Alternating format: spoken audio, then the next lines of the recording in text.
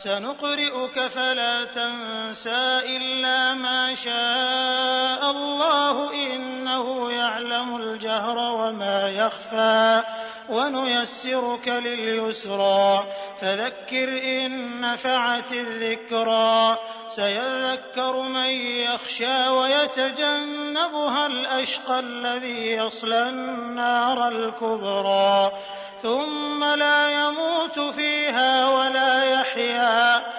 السلام علیکم ورحمۃ اللہ وبرکاتہ. اعوذ باللہ من الشیطان الرجیم. بسم اللہ الرحمن الرحیم. سنقرئک فلا تنسى الا ما شاء اللہ انه يعلم الجهر وما يخفى ونيسرك لليسرى فذكر إن نفعت الذكرى سيذكر من يخشى ويتجنبها الأشقى الذي يصلى النار الكبرى ثم لا يموت فيها ولا يحيا. سا ان قریب نقرئک ہم پڑھائیں گے تجھے، فلا پس نہ، تنسا بھولے گا تو، الا مگر، ماں جو، شاء چاہے، اللہ اللہ تعالی، انہو بے شک وہ، یعلم جانتا ہے، جہرا ظاہر یعنی کھلی بات کو، وما اور جو، یخفا پوشیدہ ہے، و اور، نیسرک ہم سہولت دیں گے یا توفیق دیں گے تجھے، لیلیسرا آسان طریقے کی، فذکر پس نصیحت کر، ان اگر، نفعت نافع ہو یا نفع دے، ذکرہ نصیحت، سیذکرو نصیحت پکڑے گا یا سمجھ جائے گا، من جو، یخشا خوف رکھتا ہے، و اور، یتجنبھا اور دور رہے گا اس سے، اشقا بدبخت، الذی جو، یصلی داخل ہوگا، نارا آگ میں، کبرا سب سے بڑی، ثم پھر، لا نہ، یموتو وہ مرے گا، فیہا اس میں، ولا اور نہ، یحیا جیے گا. نحمدہ ونصلی علی رسولہ الکریم. رب اشرح لی صدری ویسر لی امری واحلل عقدۃ من لسانی یفقہوا قولی. اللہم ارنا الحق حقا وارزقنا اتباعہ وارنا الباطل باطلا وارزقنا اجتنابہ. آمین یا رب العالمین. ہم الحمدللہ سورہ اعلیٰ پڑھ رہے ہیں اور اس کی 5 آیات پچھلی دفعہ کی تھیں جس میں کہ اللہ کی پاکی، اللہ کی بڑائی اس میں بیان کی گئی ہیں، اور پھر اللہ کی پاکی بیان کیوں کی جائے کہ اس نے سب کچھ بنایا ہے، ہمیں بنایا ہے اور ہمارے لیے تمام کائنات کو بنایا ہے، اور پھر اللہ تعالیٰ نے بنا کر ہمیں چھوڑ نہیں دیا بلکہ اللہ تعالیٰ نے ہمیں راہ ہدایت بھی دکھائی ہے، اور دنیا میں ہمارے کھانے پینے جینے رہنے بسنے کا انتظام بھی اللہ تعالیٰ نے فرمایا ہے، اور نہ صرف ہمارے لیے بلکہ ہماری زندگی کا جو انحصار ہے جن چیزوں پر اللہ تعالیٰ نے ان کو بھی ہمارے لیے بنایا ہے، اور پھر یہ نہیں ہے کہ یہ نظام ہمیشہ کے لیے ہے، پھر اللہ نے یہ بھی بتا دیا کہ وہ جب چاہے گا اس نظام کو ختم بھی کر دے گا، اور یہ سب غصہ عن احوا ہو جائے گا. سب جو بھی کچھ انسان دیکھتا ہے، یہ لہلہاتے کھیت، کھیتیاں اور رونقیں اور بہار اور فصلیں اور سب کچھ پھر اللہ تعالیٰ ایک وقت مقررہ تک کے لیے کرتا ہے، اور پھر اس کے بعد یہ سب کچھ ختم ہو جاتا ہے. اسی طرح سمجھایا گیا ہے کہ قیامت آئے گی اور یہ سب کچھ ختم ہو جائے گا.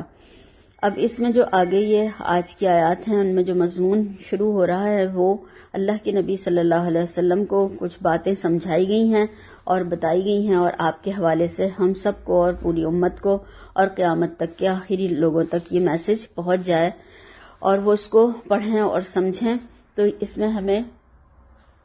جو اللہ تعالیٰ نے بتایا اس کو سمجھنے کی کوشش کرتے ہیں. اللہ تعالیٰ ہماری بہترین مدد فرمائے اور ہمیں بہترین توفیق عطا فرمائے کہ ہم اس کو سمجھ سکیں اور عمل کرنے والے ہوں انشاءاللہ تعالیٰ. آمین ثم آمین. تو اس میں اللہ تعالیٰ نے فرمایا سنقرئک فلا تنسا کہ ہم تمہیں پڑھائیں گے اور تم اسے نہیں بھولو گے، نہیں فراموش کرو گے، اور مگر جو اللہ چاہے. وہ کھلی بات کو بھی جانتا ہے اور چھپی ہوئی کو بھی، پوشیدہ کو بھی۔ امام حاکم نے اپنی مستدرک میں حضرت سعد بن ابی وقاص اور حضرت عبداللہ بن عباس رضی اللہ تعالیٰ عنہ کی روایت نقل کی ہے کہ رسول اللہ صلی اللہ علیہ وسلم قرآن کے الفاظ کو اس خوف سے دہراتے تھے کہ کہیں بھول نہ جائیں، اور جبرائیل علیہ السلام کے ساتھ ہی جلدی جلدی پڑھنا شروع کر دیتے تھے، اور جیسے ہی جبرائیل علیہ السلام وحی سنا کر فارغ ہوتے تھے تو حضور صلی اللہ علیہ وسلم بھول جانے کے اندیشے سے اس کے ابتدائی حصے کو فوراً دہرانے لگتے تھے۔ اس پر اللہ تعالیٰ نے نبی کریم صلی اللہ علیہ وسلم کو یہ اطمینان دلایا کہ وحی کے نزول کے وقت آپ خاموشی سے سنیے اور آپ کو اس کو پڑھوا دینا، اور پھر اس کا آپ کو ہمیشہ یاد رکھنا، اور اس بات کا کوئی اندیشہ نہیں کریں کہ اس میں سے آپ کچھ بھول جائیں گے۔ اس کی ذمہ داری ہماری ہے کہ آپ اس میں سے کچھ نہیں بھولیں گے۔ اور یہ جس طرح سے کہ ہم نے پہلے بھی پڑھا تھا کہ یہ تیسرا موقع ہے جہاں پر رسول اللہ صلی اللہ علیہ وسلم کو وحی اخذ کرنے کا طریقہ جو ہے وہ سکھایا گیا، اور اس سے پہلے 2 مواقع اور گزر چکے ہیں۔ سورہ طٰہٰ اور کی جو 114 آیات تھیں ان کے بارے میں، ان کے حوالے سے، اور سورہ قیامہ کی آیت جو کہ پہلے گزری، اور یہ تیسرا مقام ہے۔ اور اس میں یہ سمجھایا گیا اور بتایا گیا ہے کہ آپ پریشان نہ ہوں، فکر نہ کریں، بلکہ الرٹ ہو کر سنیں، اور اس کو سمجھا دینا، اس کو پڑھوا دینا، اور اس کو آپ کے حافظے میں رہنا، یہ ہماری ذمہ داری ہے کہ ہم یہ کر دیں گے۔ اور اس سے ہمیں یہ بھی پتہ چلتا ہے اس آیت سے کہ یہ اللہ کے نبی صلی اللہ علیہ وسلم کو جو دیا گیا ایک معجزے کے طور پر نازل کیا گیا، کہ اس کا لفظ لفظ آپ کے حافظے میں محفوظ کر دیا گیا، اور اس بات کا کوئی امکان ہی نہیں رہا کہ اس میں سے کوئی لفظ رہ جائے گا یا آپ بھول جائیں گے۔ اور یہ بھی کہ اس کے کسی لفظ کی بجائے آپ کوئی دوسرا لفظ آپ کی زبان مبارک سے نکلے گا،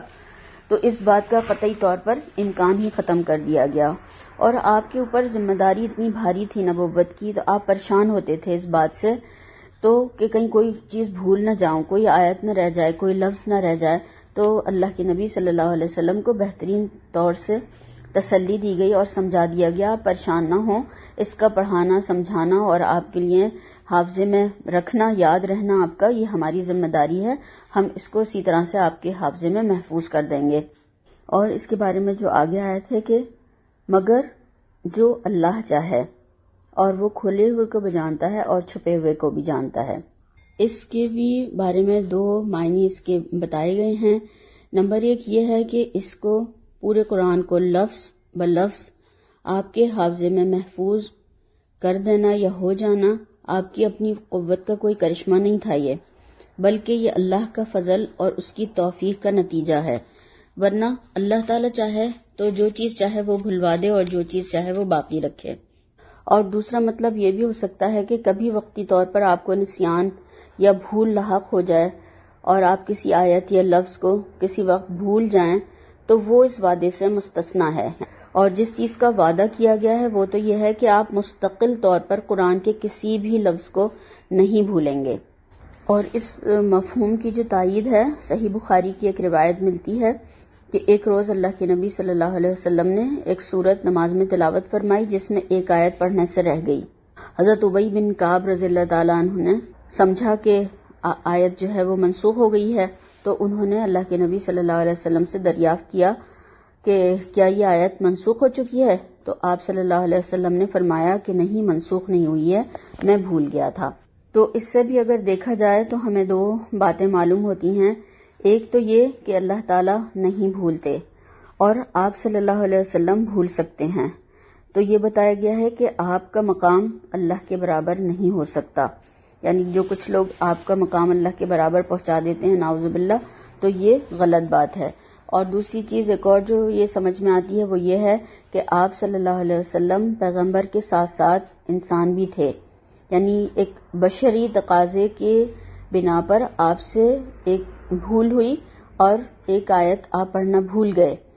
تو یعنی اللہ تعالیٰ نے اس میں یہ سمجھا دیا اور بتا دیا کہ آپ پیغمبر کے ساتھ ساتھ انسان بھی ہیں، مگر اللہ تعالیٰ نے فرمایا اور بتا دیا کہ اگر آپ بھولیں گے تو ہم آپ کو پڑھوا دیں گے اور بتا دیں گے، اور پھر آپ نہیں بھولیں گے، یعنی آپ کی مدد کریں گے اس میں، اور اگر آپ کچھ بھولے تو ہم وہ آپ کو بتا دیں گے اور پڑھوا دیں گے۔ تو اس لیے آپ تسلی رکھیں اور فکر نہ کریں، پریشان نہ ہوں، اور وہ اونچی آواز سے پڑھو یا دل میں پڑھو یا جس طرح بھی تم اس کو پڑھو، اللہ تعالیٰ وہ سب کچھ جانتا ہے۔ اور اس میں یہ بھی بات ہو سکتی ہے کہ آپ صلی اللہ علیہ وسلم جبرائیل علیہ السلام کے ساتھ ساتھ پڑھ رہے تھے اور اس کا اللہ کو علم ہے، اور بھول جانے کے خوف سے بھی آپ کو جو دہرا رہے تھے، آپ ایسا کر رہے تھے، تو یہ بھی اللہ کے علم ہے، اس لیے آپ کو اطمینان دلایا اور تسلی دی کہ آپ نہیں بھولیں گے۔ اور جن مسائل سے اللہ کے نبی صلی اللہ علیہ وسلم دو چار تھے، تو اس کو اللہ تعالیٰ کو ان سب کا علم تھا، اللہ تعالیٰ کوئی بے خبر نہیں تھا ان باتوں سے کہ قرآن بھیج کے یا یہ تعلیمات دے کر بھی اللہ تعالیٰ بے خبر ہو گیا، نہیں، اللہ تعالیٰ جانتا ہے، اور جو بھی کچھ دل یا خیال یا جو بھی کچھ ہے دل میں بات آتی ہے وہ سب کچھ اللہ تعالیٰ جانتا ہے، اور پوشیدہ باتوں کی بھی اللہ کو خبر ہے، یعنی جو ذہن میں دل میں باتیں آتی ہیں، اور ظاہر جو انسان پڑھتا ہے اس کے بارے میں بھی اللہ تعالیٰ کو معلوم ہے۔ تو ہمارے لیے اس میں یہ سبق ہو سکتا ہے کہ ہم غور سے سنیں، سمجھیں اور پھر حفظ کریں اس کو، اور اگر کچھ بھول جائیں تو پھر دوبارہ سے اس کو یاد کرنے کی کوشش کریں انشاءاللہ تعالیٰ۔ پھر اللہ تعالیٰ نے فرمایا وَنُيَسِّرُكَ لِلْيُسْرَىٰ کہ ہم تم کو آسان طریقے کی سہولت دیں گے۔ اب اس میں جو طریقہ ہے جو بتایا گیا آسان طریقہ، تو وہ وحی بھی ہے اور راستہ بھی ہے، اور منزل جو جنت تک لے جاتا ہے راستہ وہ بھی ہو سکتا ہے، یعنی اس میں بتایا گیا ہے کہ ہم آپ کو ایک آسان شریعت دے رہے ہیں جس پر عمل کرنا سہل ہے، یعنی آسان ہے، اور آپ نے یہ بھی فرمایا تھا کہ مجھے بھیجا گیا ہے ایسی شریعت کے ساتھ جو کہ آسان ہے۔ اور اس میں یہ بھی ہو سکتا ہے کہ وحی کو آسان کر دیں گے تاکہ اس پر عمل کرنا تمہارے لیے آسان ہو جائے، اور ایسے طریقے کی رہنمائی کریں گے کہ جو آسان ہو، یا پھر یہ ہم جنت والا عمل آپ کے لیے آسان کر دیں گے،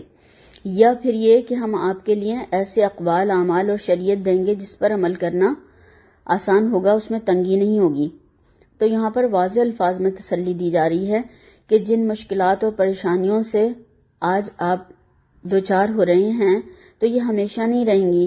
آسانی ملے گی، آنے والے دن حالات آسان ہو جائیں گے، مشکلات ختم ہو جائیں گی، دین کو آسان کر دیں گے یا آسان ہو جائے گا، کیونکہ جب پہلے انسان تھوڑا سا جب کوشش کرتا ہے کسی چیز کو، نئی چیز کو کرنے کی،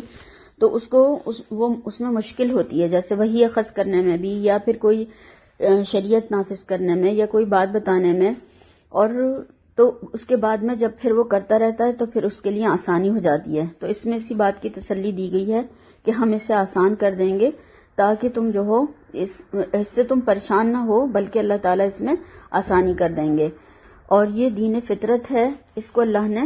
اسی لیے آسان رکھا ہے۔ اور آپ صلی اللہ علیہ وسلم کے حوالے سے بھی ہم دیکھتے ہیں کہ جب دو چیزوں میں آپ کو چوائس دی جاتی تھی وحی کے علاوہ، یعنی جو وحی آتی تھی یہ کرنا ہے تو وہ تو وہی کرنا ہوتا تھا، مگر جب چوائس دی جاتی تھی تو آپ اس میں سے آسان طریقہ اختیار فرماتے تھے، آسان راستہ یا آسان بات۔ تو ہم خود سوچیں کہ ہمارے دین میں اللہ تعالیٰ نے ہمارے لیے کتنی آسانیاں رکھی ہیں، اس کو سوچیں اور اپنے پاس لکھیں تاکہ اللہ سے محبت بڑھے، کہ اللہ تعالیٰ چاہتا تو کتنی مشکلات میں ہمیں مبتلا کر سکتا تھا، مگر اللہ تعالیٰ نے کتنی ہمارے لیے آسانیاں رکھی ہیں کہ ہم پریشان نہ ہوں، مشکلات میں نہ پڑیں، اور ہم آسانی سے وہ عمل کر سکیں۔ دین کے تمام معاملات ہمارے لیے آسان ہیں، اور کوئی ایسی چیز اللہ نے نہیں رکھی جس میں کہ ہم تنگی میں مبتلا ہو سکیں اور پریشان ہوں۔ تو اللہ کا اس پہ ہمیں بہت زیادہ شکر ادا کرنا چاہیے کہ اللہ نے ہمیں سہولت والا اور آسان دین عنایت فرمایا ہے۔ پھر اللہ تعالیٰ نے فرمایا کہ فذکر ان نفعت الذکریٰ، کہ نصیحت کرتے رہو، سو جہاں تک نصیحت کے نافع ہونے کی امید ہو نصیحت کرتے رہو۔ تو یہاں پر جو بتانا مقصود ہے وہ کہ سکھانا اور سمجھانا، نصیحت کرنا ضروری ہے، مگر ایسے لوگوں کے پیچھے نہ پڑا جائے جو نصیحت قبول کرنے کو تیار نہ ہوں۔ یعنی بتانا ضروری ہے، اور تبلیغ کا جو انداز ہے وہ ناصحانہ ہو، نصیحت والا ہو، سمجھانا ہو، اور آسان طریقے سے ہو۔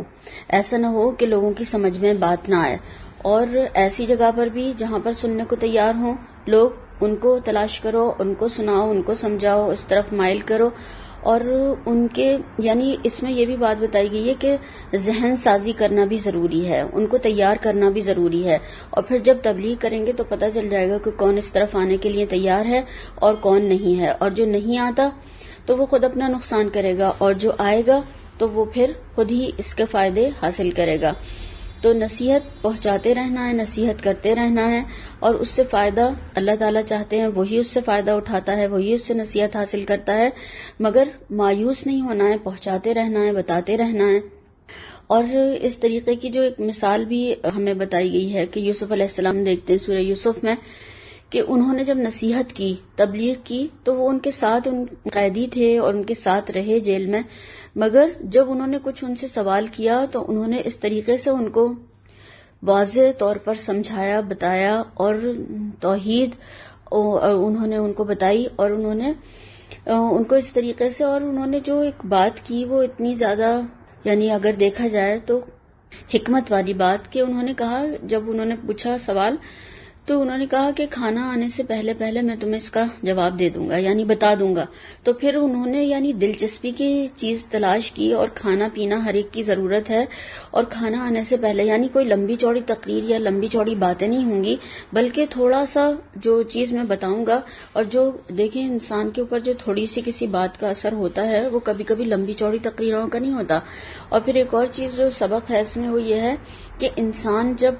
بھوکا ہوتا ہے، یعنی جب اس کے پیٹ میں کچھ نہیں ہوتا، خالی ہوتا ہے، تو وہ نصیحت زیادہ قبول کر لیتا ہے۔ اور کھانے کے بعد آپ نے دیکھا ہوگا عام طور پر بھی جب کوئی چیز رکھی جاتی ہے، درس وغیرہ یا کوئی بھی، تو وہ کھانے سے پہلے ہوتا ہے، کھانے کے بعد میں کوئی کسی کا موڈ نہیں ہوتا سننے کے لیے، اور سب پھر جانے کی فکر میں لگ جاتے ہیں۔ تو جو بھی نصیحت کرنا ہے، بات بتانی ہے، کچھ کہنا ہے، تو پھر وہ اس سے کھانے سے پہلے ہی بتانی ضروری ہے، تاکہ لوگ اس کو سن لیں اور پھر اس کے بعد میں پھر وہ اپنی ضروریات پوری کریں۔ تو یہاں پر اس میں یہ بتایا گیا کہ نصیحت جو ہے کرتے رہو، اور نصیحت جو قبول کرے گا تو وہ اپنا خود بھلا کرے گا۔ اور اس میں ایک اور چیز جو سمجھائی گئی ہے کہ نصیحت ایسی اس طریقے سے کی جائے کہ نفع مند ہو، حکمت کے ساتھ ہو، آسان طریقے سے ہو، اور ایسی باتیں نہ ہوں کہ لوگ اس سے فتنہ میں مبتلا ہو جائیں، کیونکہ کچھ باتیں، کچھ چیزیں ایسی ہوتی ہیں کہ وہ عام فہم نہیں ہوتی، وہ ہر ایک کی سمجھ میں نہیں آتی۔ تو ایسے لوگوں کے سامنے جو عام فہم بات کو سمجھنے والے ہوں، ایسی باتیں ماورائی نہ کی جائیں جو کہ وہ اس سے فتنہ میں مبتلا ہو جائیں۔ پھر اللہ تعالیٰ آگے جو فرما رہے ہیں کہ جو خوف رکھتا ہے تو وہ نصیحت پکڑے گا۔ اب یہ اس میں بتا دیا گیا کہ نصیحت کون پکڑے گا؟ جو اللہ کا ڈر رکھے گا،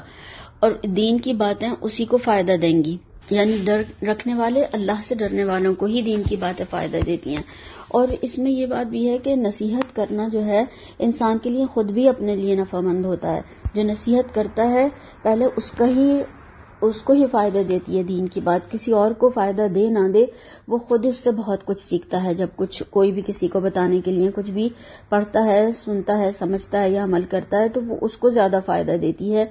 کچھ بھی ہم جب دیتے ہیں کسی کو تو وہ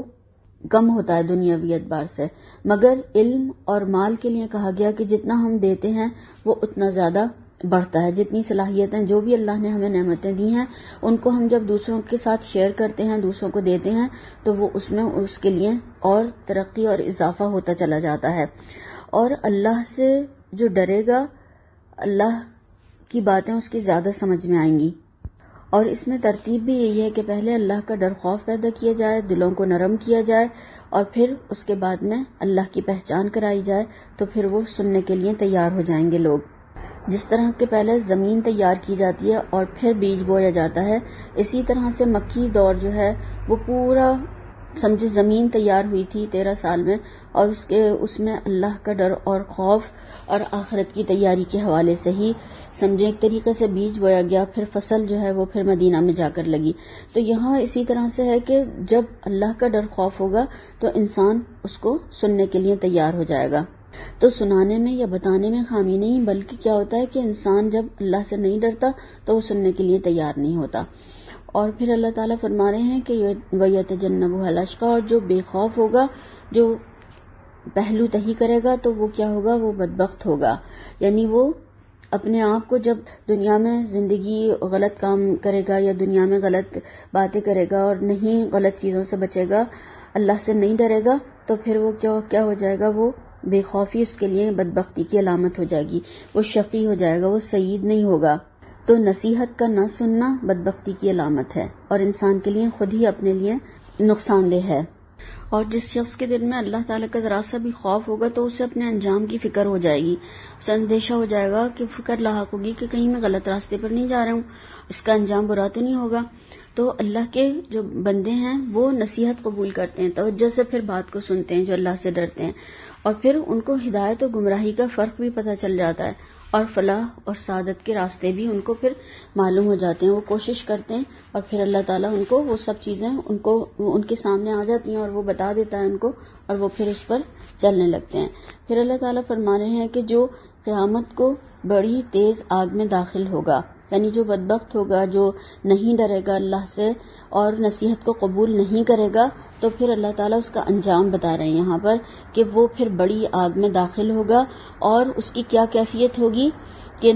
پھر وہ وہاں پر نہ مرے گا اور نہ جیے گا، یعنی نہ زندگی ہے نہ موت ہے، ایسی کیفیت ہوگی کہ نہ وہ مردوں میں شمار ہے نہ وہ زندوں میں رہے گا۔ تو یعنی اللہ تعالیٰ نے ایک طریقے سے یہاں پر سمجھایا ہے، بتایا ہے کہ اللہ کا ڈر خوف جو ہے وہی ایسی چیز ہے کہ انسان کو غلط راستوں سے، غلط باتوں سے بچائے گا، اور اللہ تعالیٰ نے یہاں پر بتا دیا کہ وہ پھر آگ میں جائے گا۔ تو جب اس کو آگ کا پتہ چل جائے گا کہ مجھے یہاں کا جو غلط روی ہے وہ مجھے کل آگ میں لے جانے والی بن جائے گی، تو پھر وہ اس آگ سے بچنے کی کوشش کرے گا اور دنیا میں ایسے عمل کرے گا کہ وہ وہاں پر اس آگ میں نہ جائے۔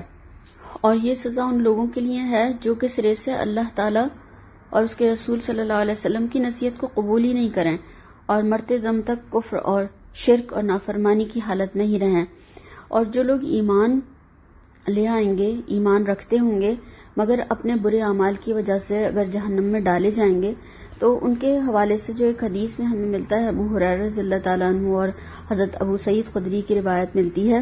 مسلم میں، آپ صلی اللہ علیہ وسلم نے فرمایا کہ جب وہ اپنی سزا بھگت لیں گے، یعنی جو اہل ایمان جہنم میں ڈالے جائیں گے اپنی سزا بھگت لیں گے، تو اللہ تعالیٰ انہیں موت دے دے گا، پھر ان کے حق میں شفاعت قبول کی جائے گی اور ان کی جلی ہوئی جو لاشیں ہیں وہ جنت کی نہروں پر لا کر، نہر حیات جس کا نام بتایا جاتا ہے، اس پر لا کر ڈال دی جائیں گی، اور اہل جنت سے کہا جائے گا کہ ان پر پانی ڈالو، اور اس پانی سے وہ اس طرح جی اٹھیں گے جیسے نباتات پانی پڑنے سے اگ آتی ہے، یعنی ان کے جسم اس طریقے سے دوبارہ گرو ہو جائیں گے کہ جس طریقے سے نباتات پانی پڑنے سے اگ آتی ہے۔ اور دیکھیں کہ دنیا کی جو آگ ہے وہ صرف ایک حصہ ہے،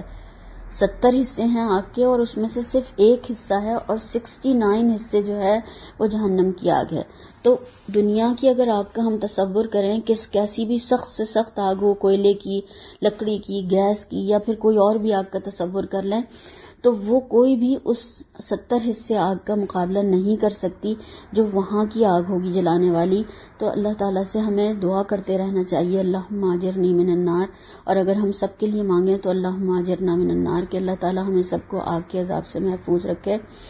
تو اتنی خطرناک آگ ہوگی وہ، تو اس میں جب وہ جل جائیں گے، ختم ہو جائیں گے، تو پھر اللہ تعالیٰ ان کو پھر دوبارہ سے ان کو زندگی دے گا، اور اس طریقے سے ان کو نہر حیات سے پھر پانی ڈلوایا جائے گا اور پھر وہ دوبارہ سے جی اٹھیں گے۔ تو اللہ تعالیٰ اس انجام سے، اس جلنے سے محفوظ رکھے۔ مگر کون لوگ ہوں گے جو دنیا میں زندگی صرف نافرمانیوں میں گزاریں گے اور اللہ سے نہیں ڈریں گے، تو پھر ان کا یہ انجام یہاں پر بتایا گیا ہے۔ اور ہم دیکھیں کہ آج کتنے زیادہ نافرمانیاں کرتے ہوئے اللہ سے نہیں ڈر رہے لوگ، اور جبکہ حضرت عمر رضی اللہ تعالیٰ عنہ کا جب ہم پڑھتے ہیں واقعات، تو ان کا یہ حال تھا کہ جب ان سے کہا جاتا تھا کہ عمر اللہ سے ڈرو،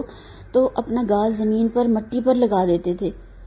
اتنا زیادہ علم ہونے کے باوجود، دنیا میں ان کے لیے جنت کی بشارت ہونے کے باوجود اتنا اللہ تعالیٰ سے ڈرتے تھے۔ اور آج اگر دیکھا جائے تو اتنا بے خوف ہو گئے ہیں کہ نہ اللہ کا ڈر خوف ہے، نہ آگ کا کوئی ڈر خوف ہے کہ اللہ تعالیٰ کی نافرمانی ہمیں کہاں تک لے جائے گی۔ تو اللہ تعالیٰ ہمیں اپنا بھی ڈر خوف عطا فرمائے اور ہمیں تمام غلط کاموں سے بچنے کی توفیق دے، تاکہ ہم کل اللہ تعالیٰ کی جنت میں جگہ پا سکیں انشاءاللہ تعالیٰ، آمین۔ باقی اس کا انشاءاللہ تعالیٰ اگلی بار دیکھیں گے۔ سبحانک اللہم و بحمدک، اشہد ان لا الہ الا انت، استغفرک و اتوب الیک۔ السلام علیکم ورحمۃ اللہ وبرکاتہ۔